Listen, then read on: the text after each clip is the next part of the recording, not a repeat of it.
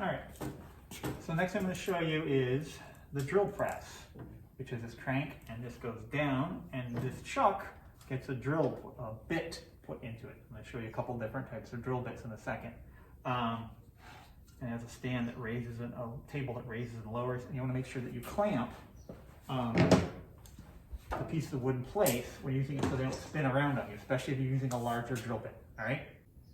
So here on the table in front of us, we have three of our major types of drill bits. We have twist bits, which look like this.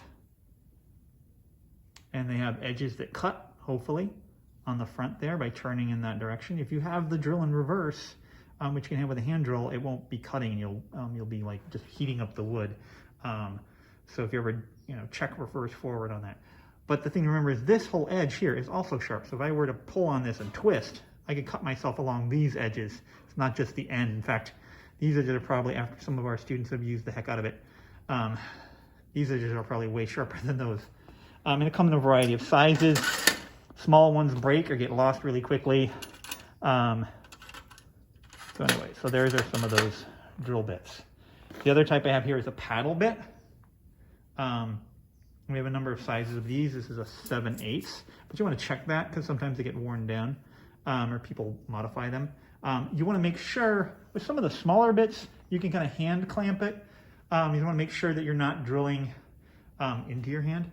But you really, with a lot of torque, unless it's as big as the table, you want to clamp the piece of wood down, okay? When you use that. And this end goes into the drill bit, the drill. There's also hole saws. A couple of different sizes here. They have these drill bits that are basically help guide it into the cut. You don't want to have it without that because it'll rattle around, and they're removable. We can put them in different, the different sizes if it doesn't have one. So I'm going to try this out on the drill press. You really want to have, the drill press has an advantage with these because these create a lot of torque. It's hard, and also probably overrated for most of the handheld drills we have. They probably just burn out the thing trying to drill a hole with this, unless you have a massive drill. But even then, it'll want to throw you around. So the nice thing about a stationary drill press is it has, it can turn one of these without creating that many problems.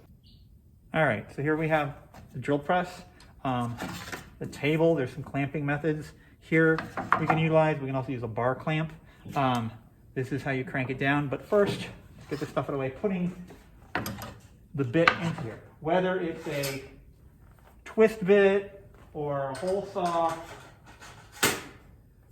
you want to make sure, and on the hole saw, don't clamp to this little one, clamp to the larger one of the, basically, what a hole saw is like a bandsaw that's wrapped around it. The chuck has three jaws, these kind have, three jaws that they raise and lower and come out and tighten. So if I put it in there, it won't go in, I can turn it. If you were looking at it from straight on, it would be, what would it be? Counterclockwise. But then tighten it down, and you can hand tighten it, but then you want to use the key and put this pin into one of these holes and mesh up with those teeth and tighten it. This one has a little spring-loaded thing that's supposed to help you, not forget that it's there. It won't let you leave it. If you jam it there, you can kind of hold it, but if it, boom, it pounces out. You wouldn't want to have it on there and then turn it on and spin. This will pick up momentum and fly out and hit somebody, maybe you. So make sure it's good and tight. Some people like to go to each one and make sure that's, oh, wrong way, really tight. Don't throw this on the floor, leave it on there, put it back up here. Then we're going to drill into this. You want to bring this down, and we want to have some way that we still have that drill bit that's going to help guide us, just about there. It's sticking out like a little bit.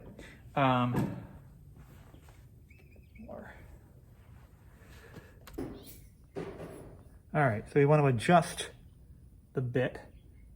So that's just sticking out a little bit, and then I want to tighten the locking screw. And on this particular drill bit, you want to make sure that the flat, too close, too far away, of that is against, so the screw's tightening down against that flat. Tighten it up. And we'll put it back into the drill press. So you just want it sticking out a little bit. I want to try to make sure not to gouge a hole into the table. So again, we tighten this up, putting the pin into there. And this one, you want to make sure you take it out. So you're putting the pin in the hole, lining up the mesh, and tightening. All right. And we want to make sure we clamp it down. So, don't have the sliding ones. You use kind of these. If it's too small to clamp down, you want to find another way to do it. Come and get me. You might be able to devise a different type of clamping system. When you clamp it from one side, it kind of comes up at an angle, and that can lock onto that if you're drilling in. So, but you want to make sure it's really secure.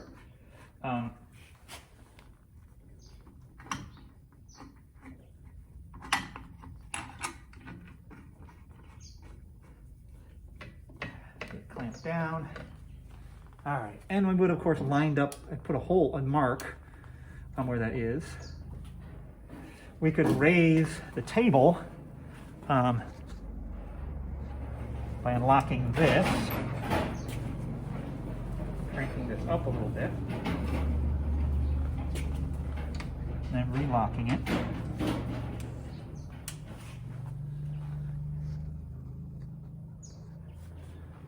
And the on is right here.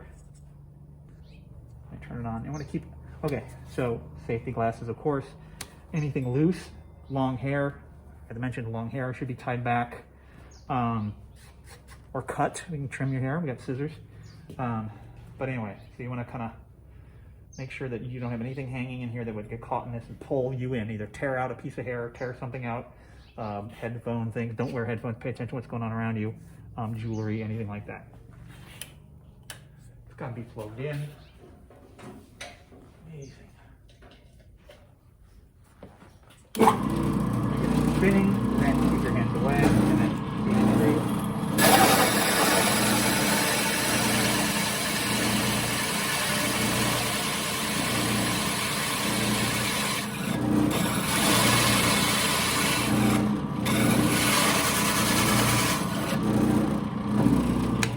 Turn it off.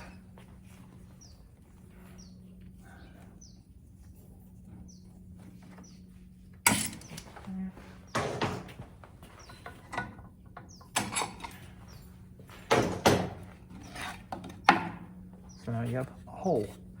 You also have, you take this guy out, and this will be hot. A little bit of, not too bad, but sometimes there's a lot of friction created. Loosen that, kind of reverse the activity with that, or loosen it. You have this disc in here, which sometimes you can get out by pushing down through those. Sometimes just even loosening that a little bit. That's that guy. So now you have a disc too if you wanted a perfect circle.